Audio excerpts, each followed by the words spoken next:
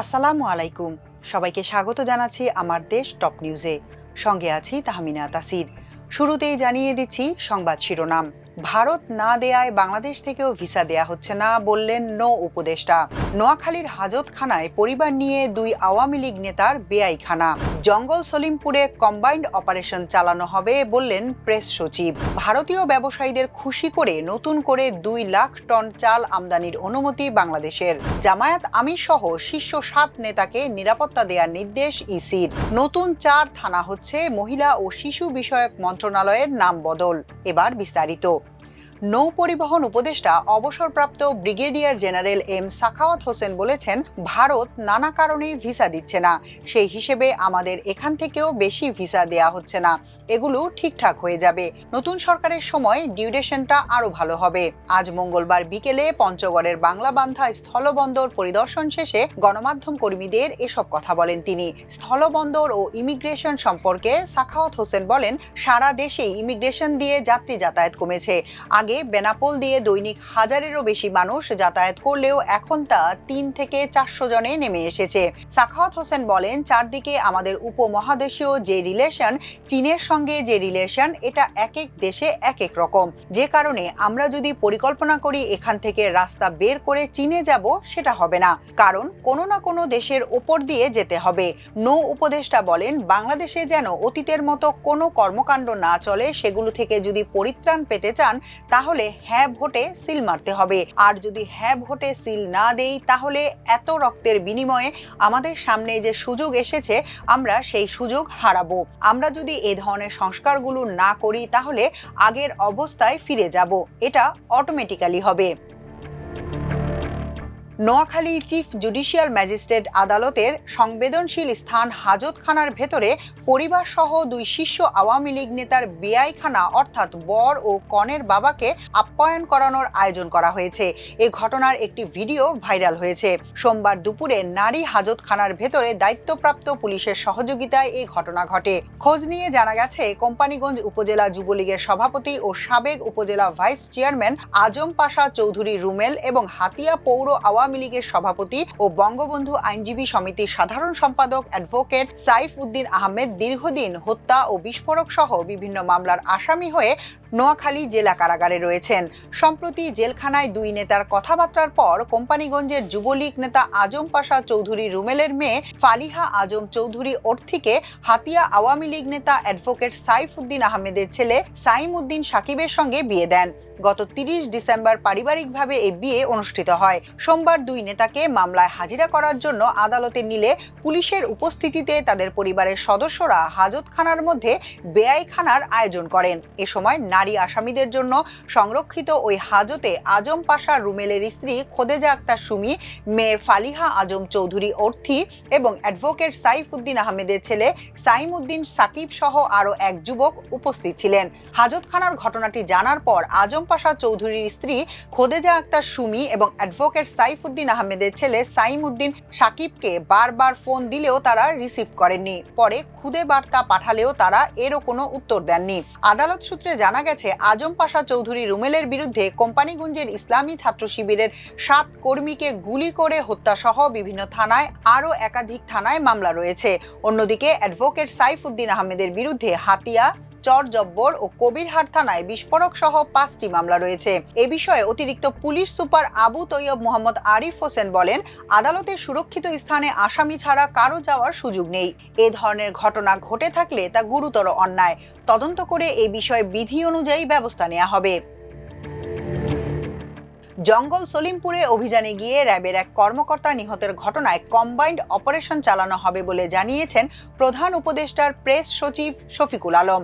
আজ মঙ্গলবার দুপুরে ফরেন সার্ভিস একাডেমি মিলনায়তনে এক প্রেস ব্রিফিংয়ে একথা জানান তিনি। প্রশাসনিক পুনর্বিন্যাস সংক্রান্ত জাতীয় বাস্তবায়ন কমিটির 119তম এবং অন্তর্বর্তীকালীন সরকারের মেয়াদকালে প্রথম সভার বিষয়ে জানাতে এই সংবাদ সম্মেলন আয়োজিত হয়। নির্বাচনের আগে আইনশৃঙ্খলা পরিস্থিতির উপর প্রভাব পড়বে কিনা এমন প্রশ্নের জবাবে শফিকুল আলম বলেন, ওই এলাকায় আরো জোরদার অভিযান চালানো হবে। সব বাহিনী একত্রিত হয়ে কম্বাইন্ড অপারেশন হবে।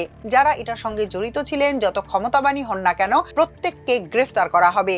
এছাড়া ওই এলাকায় থাকা লুট করা অস্ত্র উদ্ধারের বিষয়ে প্রেস সচিব বলেন, কম্বাইন্ড অপারেশনের মাধ্যমে সর্বোচ্চ চেষ্টা করা হবে। বাহিনীর সদস্যদের মনোবলের উপর এ ঘটনার কোনো প্রভাব পড়বে কিনা জানতে চাইলে প্রেস সচিব বলেন, তিনি মনে করেন এটা তাদের রিজলভকে আরও শক্তিশালী করবে।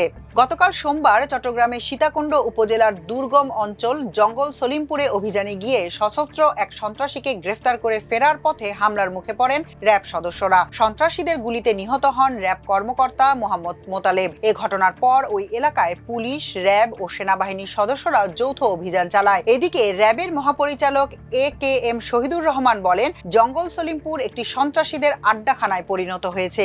খুব শিগগিরই আইনি প্রক্রিয়ার মাধ্যমে সেখানে যারা অবৈধভাবে বসবাস করছে, অবৈধ অস্ত্রধারী সন্ত্রাসীরা রয়েছে, তাদের নির্মূল করা হবে। বেসরকারিভাবে ভারত থেকে নতুন করে আরও 2 লাখ টন সিদ্ধ চাল আমদানির অনুমতি দিয়েছে বাংলাদেশ সরকার। ঢাকার এই সিদ্ধান্তে খুশি হয়েছেন ভারতীয় মিল মালিক এবং রপ্তানিকারকরা। তারা বলছেন, নতুন করে চাল আমদানির অনুমতির মাধ্যমে পূর্ব ও দক্ষিণ ভারতে রপ্তানির নতুন সুযোগ তৈরি হয়েছে। বার্তা সংস্থা PTI আজ মঙ্গলবার জানিয়েছে, মিল মালিকরা জানিয়েছেন বাংলাদেশ সরকার 232টি বেসরকারি প্রতিষ্ঠানকে 2026 সালের 10 মার্চ পর্যন্ত আমদানির অনুমতি দিয়েছে। দেশের বাজারে দাম স্থিতিশীল রাখতে এমন উদ্যোগ নেওয়া হয়েছে। মিল মালিকরা আরও জানিয়েছেন, 2025 সালের আগস্টে বাংলাদেশ চাল আমদানির কথা জানায়। নতুন 2 লাখ টন চাল সেটির একটি সংযোজন। বন্যায় ফসলের ক্ষয়ক্ষতি হওয়ায় মজুদ আবারও আগের জায়গায় আনতে বাংলাদেশ 2025-26 অর্থ বছরের জন্য 9 লাখ টন চাল আমদানি করার উদ্যোগ নিয়েছে। ভারতীয় চাল রপ্তানি ফেডারেশনের সভাপতি প্রেম গার্গ বার্তা সংস্থা PTI-কে বলেছেন, ঐতিহ্যগতভাবে বাংলাদেশ ভারতের চালের নিয়মিত ক্রেতা। বাংলাদেশ সব সময়কার আমদানিকারক। বাংলাদেশের চাল রপ্তানির প্রাথমিক সুবিধাভোগী হলো অন্ধ্রপ্রদেশ এবং পশ্চিমবঙ্গের ব্যবসায়ীরা। তিনি বলেন, বাংলাদেশের সবচেয়ে কাছে হওয়ায় এবং প্রতিযোগিতামূলক বাজারের দাম কম হওয়ায় বিষয়টি ভারতীয় ব্যবসায়ীদের জন্য সহায়ক।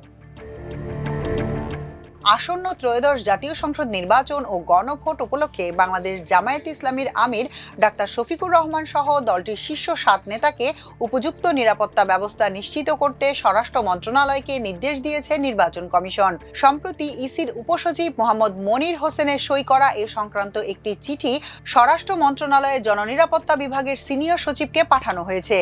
ইসি সূত্রে জানা গেছে, জামায়াতে ইসলামীর সহকারী সেক্রেটারি জেনারেল ও কেন্দ্রীয় প্রচার ও মিডিয়া বিভাগের প্রধান অ্যাডভোকেট এহসানুল মাহবুব জুবাইরের প্রধান নির্বাচন কমিশনার বরাবর একটি আবেদন করেছিলেন। সেই আবেদনে দলটির 7 জন শীর্ষ নেতা এবং সংসদ সদস্য পদপ্রার্থীদের জন্য যথাযথ নিরাপত্তার অনুরোধ জানানো হয়। ওই আবেদনের প্রেক্ষিতেই কমিশন পরবর্তী প্রয়োজনীয় ব্যবস্থা গ্রহণের জন্য স্বরাষ্ট্র মন্ত্রণালয়কে নির্দেশনা দিয়েছে।